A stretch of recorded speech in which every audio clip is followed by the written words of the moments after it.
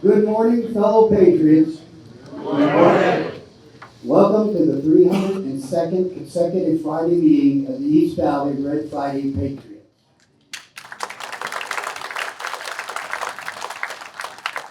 I'm Jim Kenyon, and I want to extend a thanks to each of you for joining us today in support of Americans employed men and women serving our nation overseas. Thanks for keeping those red shirts at the ready as a means of demonstrating our support. Yesterday morning, I got an email from Mr. Dick Nations. And he advised me, you guys all sit down, go down in your seats, he advised me that he has laryngitis. I thought, holy mackerel, a sergeant major with a laryngitis. That's like 50 years too late for me. So last evening, I decided to give Hank a call just to get an update, to find out what's going on, how he's doing. Hank said Dick was trying to conserve his voice, and that he was taking an antibiotic and drinking a lot of hot toddy. Oh, excuse me, that was hot tea. I'm sorry, that was hot tea. Hank also told me that yesterday afternoon she accompanied Dick to see the family doctor. And after the exam, Hank was curious, so she asked the doctor what her thoughts were on Dick's laryngitis. Doc told Hank there was nothing he could do, there was no cure for it, and probably it would just have to run its course. Hank said, "Cure? Hell! I don't want to cure it, I want to prolong it." So Dick, my advice to you is lay low. Just lay low for a few days, buddy. Just lay low. Will you please stand with me and together let us do the pledge to the Lord? I pledge allegiance to the flag of the United States of America and to the republic for which it stands, one nation under God, indivisible, with liberty and justice for all. We do have some first-time guests joining us today, and I think one of them is a celebrity, I'm not sure. Cheryl Hill, where are you, Cheryl? Are you back there? Can you stand up? We're glad to have you. You're from Colorado, aren't you? I am. Yep. And you're here visiting today, and you are the grandniece to some sergeant major that's here, I believe. That's correct? Yeah. Well, we're glad to have you, Cheryl. Thank you so much for coming.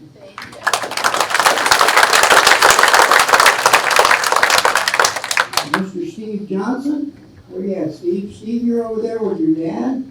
Yep. Maybe your dad brought you there. He's kind of sitting down in the board, can't see him there. Oh, there he is. Okay. We got that. And Steve, you're from Minnesota? Correct, yes. Okay, just down visiting for a short period of time, or? Yeah, making sure my mom was shit out of trouble. Okay. Well, you can see he's not in any kind of trouble. He's got a million friends around here. Steve, we're so glad you're here with us. Thank you so much. And Vince Fury? Vince, you're back there, and I understand, Vince, you brought a couple of extra people here. I did. I brought my neighbors from the old neighborhood. Okay. We always went out for breakfast. We've been doing that for many, many years. And we said, well, come on, let's go here this time. That's good. I understand you're friends with Dennis Miller? And Dennis Yes. kind of suggested that you're from the LA. Yeah, I don't know about friends, you know. Oh, okay. You know each other, all right? Okay, and Betty, are you sitting there? You want to stand up and everybody take a look at you? And Bob? This is two friends. My mom and dad both served in World War II. My mom was in the Women's Air Cadet.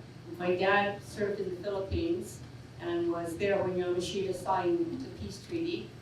And Roy's dad, my husband who passed away, he was in the Air Force, and his dad actually flew over the hump in China and received an acknowledgement from Chiang Kai-shek. Wonderful. That is So fantastic. my background with vets is very deep, goes to my heart. Thank you very much. Thank you so much. So I'm Bob from Connecticut, and I actually joined the Seabees when I was 18 years old in high school. Very nationalistic, love my country. But thanks for the invitation, and very nice turnout. Thank you. Thank you very much.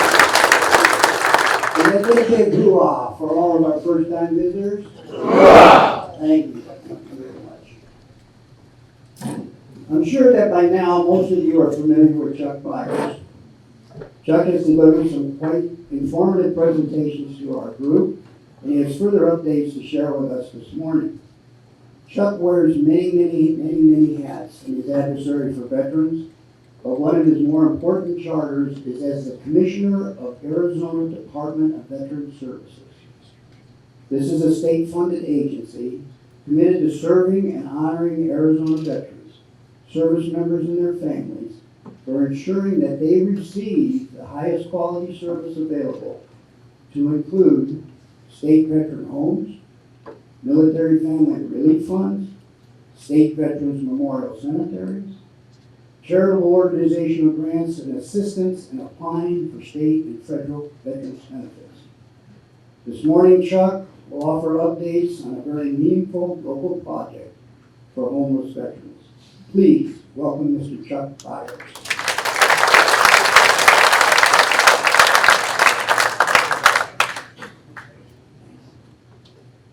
Dusty, can everybody hear me? Aren't you lucky you got me again, second week in a row, huh? Now, when I heard Dick had laryngitis, come on, there's too much karaoke, Dick, right? Yeah. So, anyway, this project, I started about 2 years ago. And I didn't realize that we had such a big problem. The homeless veteran, the unsheltered veteran. And we have about 700 to 800 unsheltered veterans a day out there.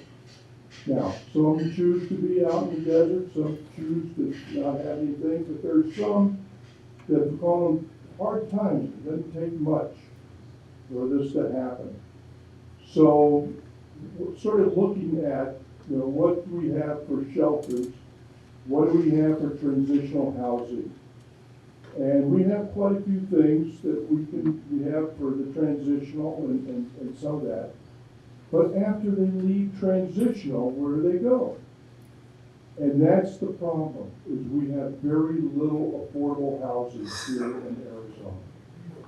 And so what we looked at is, let's build a community, small community, and let's build, I don't like tiny homes.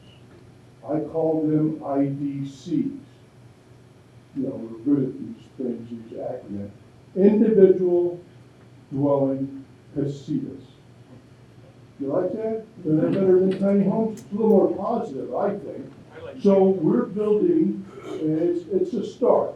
It's 37 of these little tiny casitas. Most of them are 600 square feet. Doesn't sound like a lot. 600 square feet, and there's like, I think, 4 or 5 that are 400 square feet. So these are individual, for one person, not for a family, but to get them in here.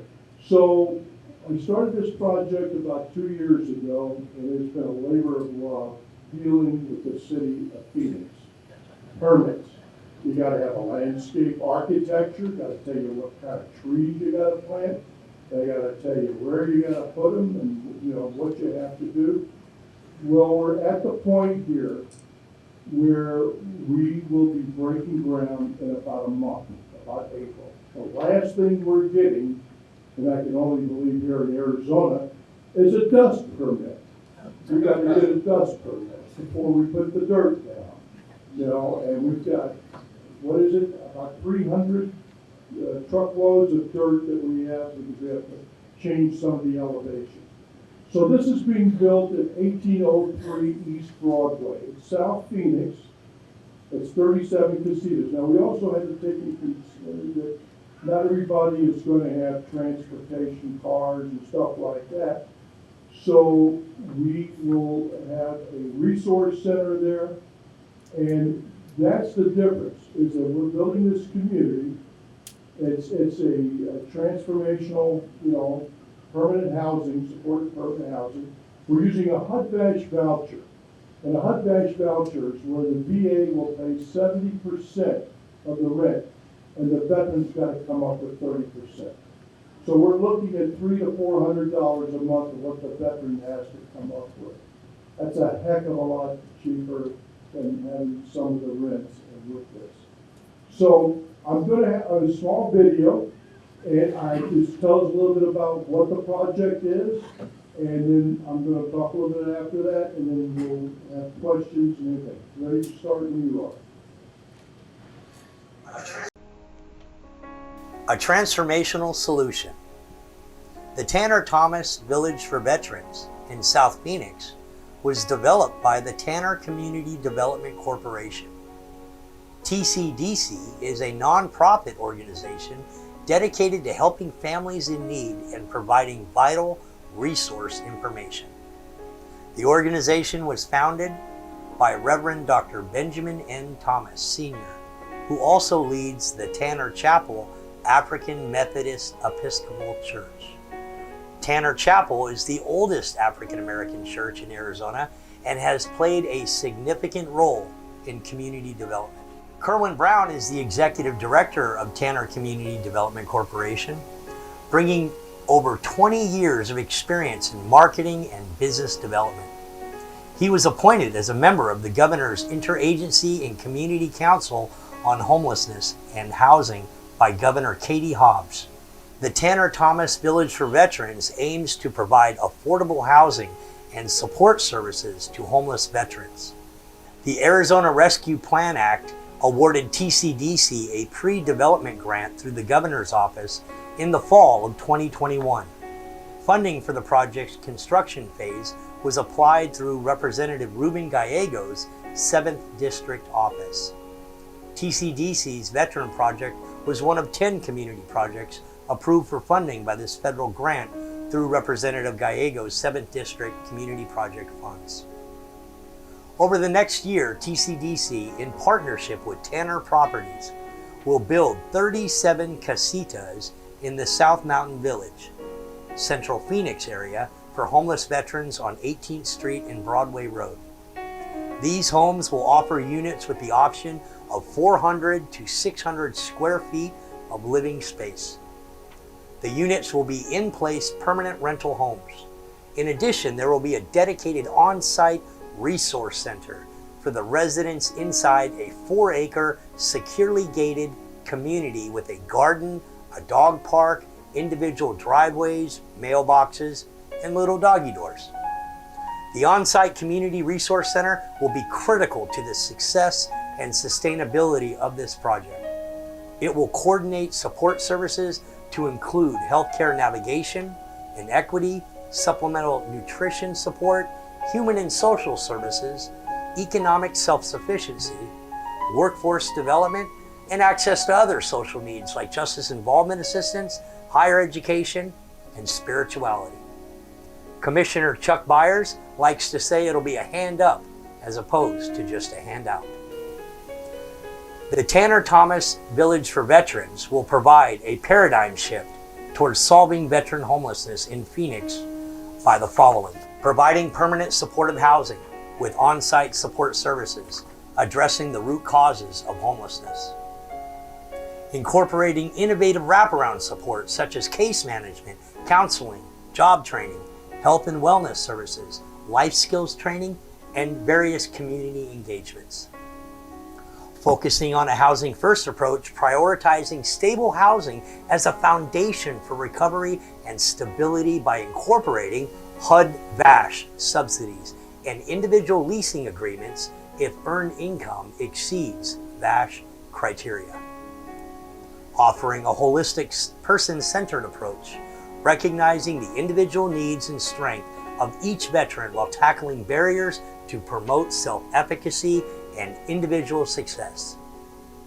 Creating a sense of community and belonging among veterans, fostering peer support and social connections through diversity equity, and inclusiveness. Addressing the intersectionality of homelessness by employing veterans with lived experience to help the veteran residents, and meeting all social determinants of health through an innovative resource database tool accompanied by on-site navigation assistance. Collaborating with local organizations and service providers, leveraging resources and expertise. Utilizing evidence-based practices and continuous evaluation to inform and improve veteran-specific services through the coordinated entry systems, community standards, and guidelines. Providing a replicable model for addressing veteran homelessness, serving as a proof of concept for future initiatives. Demonstrating the effectiveness of a comprehensive wraparound support approach in addressing veteran homelessness, influencing policy and best practices, while providing positive exits from seemingly hopeless states of mind and body. Tanner will be a groundbreaking development, shifting the paradigm towards solving veteran homelessness in Phoenix and beyond. By integrating permanent supportive housing with innovative wraparound support, addressing the complex needs of veterans, and promoting long-term stability and success, one intrinsically valuable veteran at a time. This project will help reduce veteran homelessness and suicide rates over time in Arizona through TCDC's thoughtful and compassionate approach. This community will serve as a beacon of hope and a testament to our commitment to supporting those who have served, and will help to restore the dignity and respect that our veterans deserve. By providing a place to call home, we are not only addressing a pressing social issue, but also demonstrating our gratitude and our reverence for the men and women who have worn our nation's uniform. TCDC believes it is our patriotic moral obligation to honor the social contract we have with veterans, and Tanner is what this looks like in best practice. Senator William Edgar Borah said in 1929, "The willingness with which our young people are likely to serve in any war, no matter how justified, shall be directly proportional to how they perceive the veterans of earlier wars were treated and appreciated by their nation." Thank you very much for your time.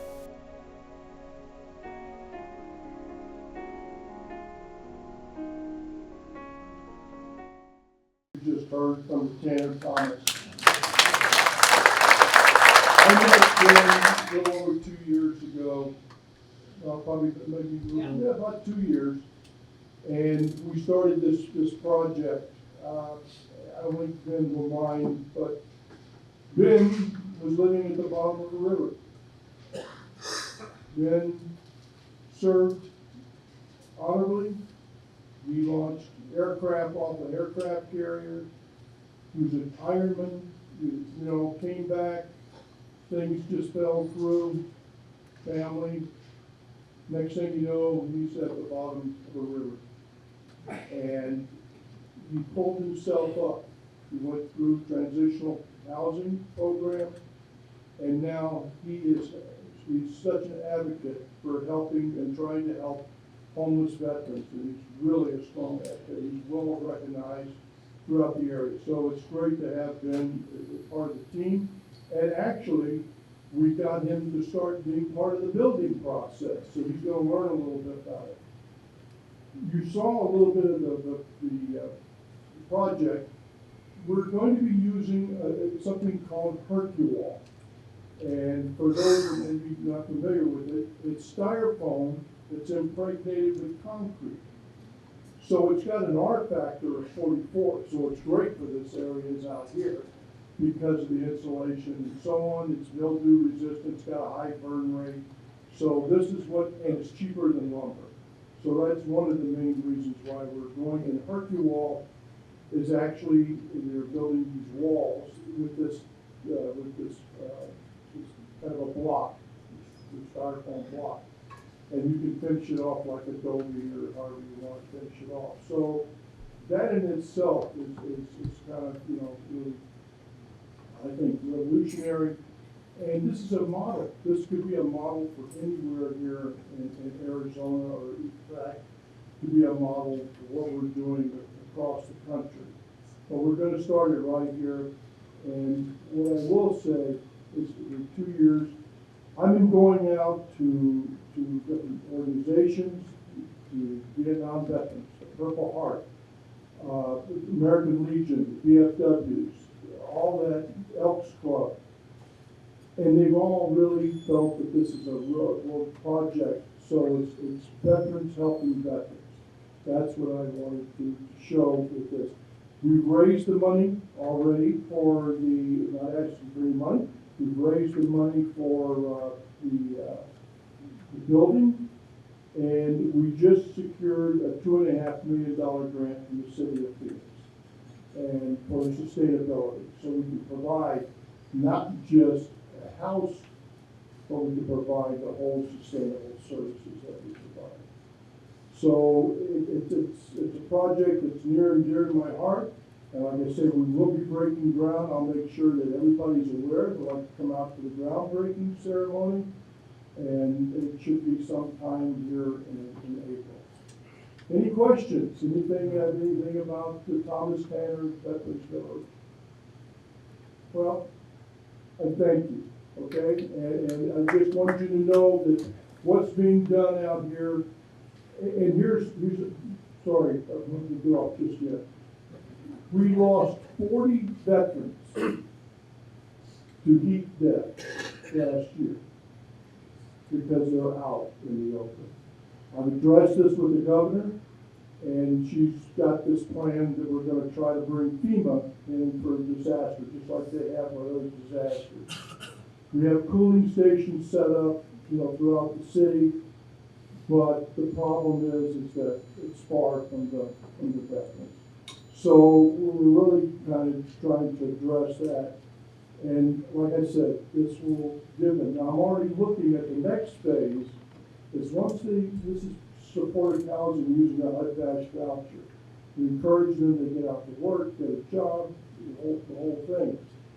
If they do and they pass a certain income, and I believe it's 31,000.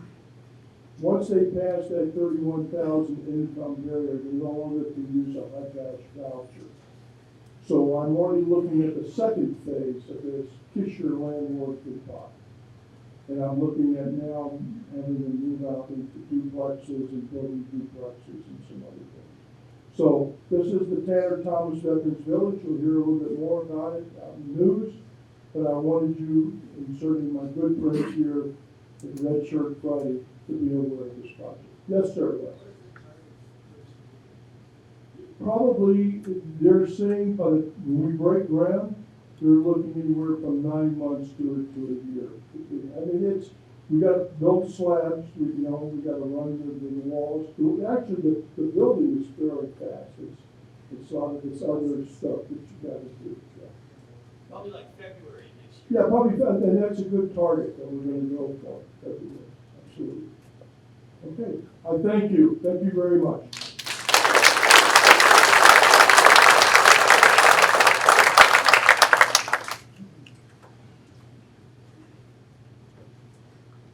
Thank you, Chuck. Thank you very much for that. Can I see the hands of those of you that may own or have dogs? Oh, that's quite a few. Thank you. So let's delve into a little history of our canine friends. Yesterday, March 13th, America celebrated Canine Veterans Day. As you're aware, canines serve vital roles in military and law enforcement. They get embroidered into border patrols and customs. They get into airports, Coast Guard, the FBI, and actually even into the Secret Service.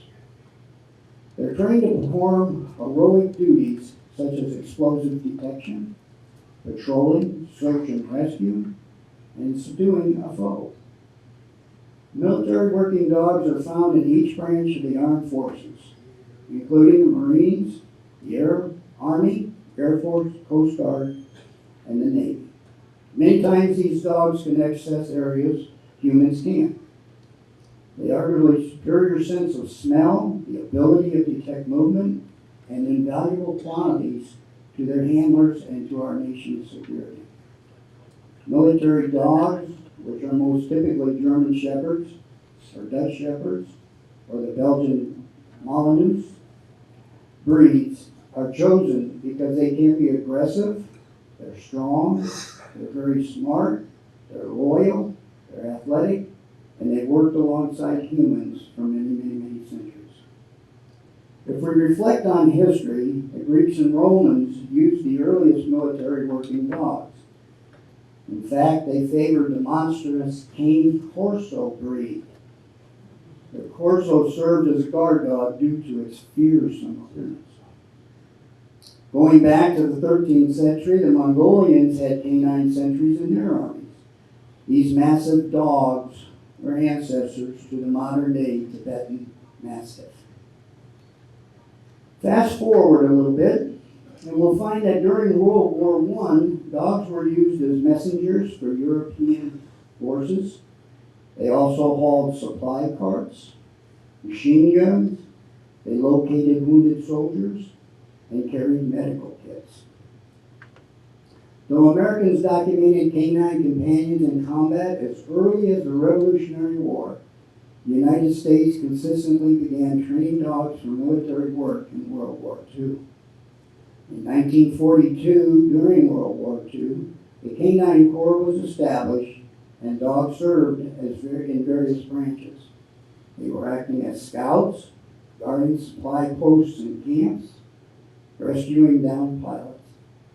It was during the Second World War that the canines' work laid the foundation for military working dogs as we know them today. The Vietnam War marked the largest deployment of dogs in U.S. military history.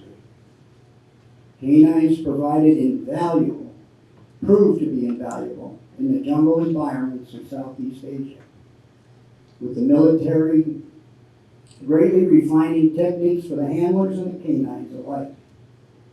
Unfortunately, less than 200 military working dogs made it back home from the original 20,000.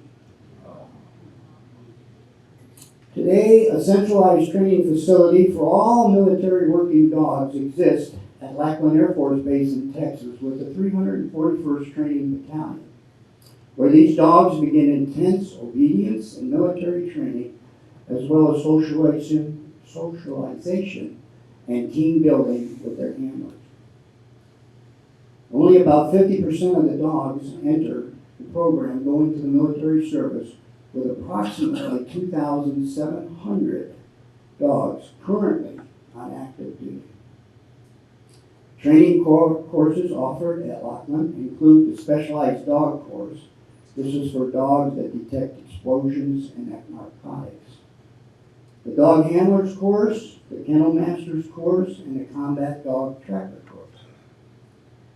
And some dogs are trained for one specific task, such as detecting improvised explosive devices, or more commonly known as mine detection. Retrievers and pointers breeds can be used for this type of work, as they don't need to exhibit traits of multiple purpose dogs, such as aggression and ability to patrol, scout, or protect. Now, Canine Veterans Day also recognizes other service dogs that help people with disabilities and support animals for those with mental health issues. Service dogs often risk their health and lives to accomplish their missions. So it's only fair that we should celebrate the efforts at least once a year. Military dogs typically retire at 10 to 12 years of age, not service of age. Though some are honorably discharged for reasons such as physical injury and mental distress caused by the death of their human partner or the development of noise epilepsies. The retirement ceremony begins with a formal ceremony and culminates with an after party. Once a dog's active service is ended, all dogs in combat zones are returned to the United States. Because of their unique skill sets and potential for Excitability. Trained military dogs are not allowed to work once they're retired from duty. The last category of service dogs is to aid military personnel. Are dogs specifically trained to assist service members after their discharge?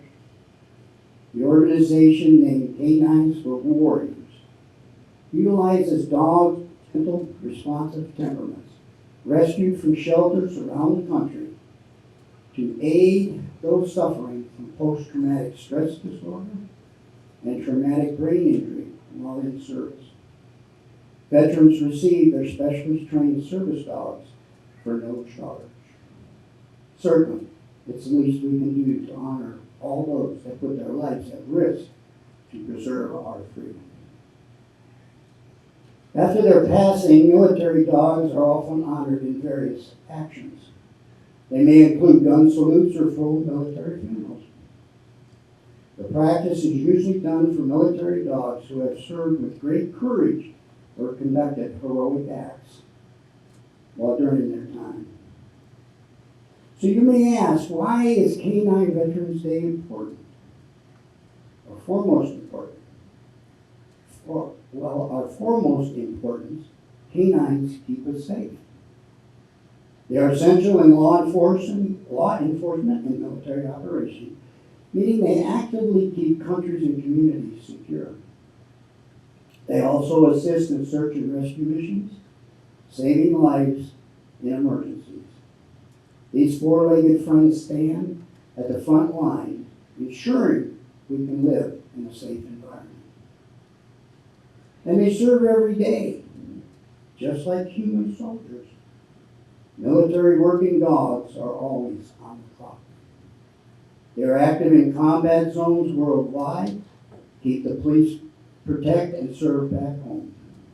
Believe me, these canines deserve recognition for their hard work, whether on active duty or retired. So today we honor those who truly know and live the very meaning of selfless service. Those who have left paw prints in the field, our military canine companions. And let us not forget that he's not just a dog, he is a soldier. He too is deployed across the globe with his handler, protecting our troops, saving lives, and honorably serving our nation. And the very least we can say to these fine warriors is, thank you for your sacrifice, soldier. Can I get a hoo-ah for the military service dogs? Hoo-ah! Thank you so very much.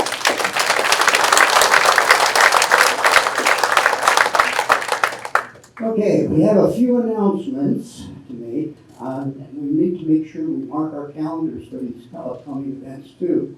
On Monday, March 24th, our R.E.D Friday group will have a manned booth at the Veterans Stand Down, sponsored by Sunman Village East, which Ms. Barbara is here today.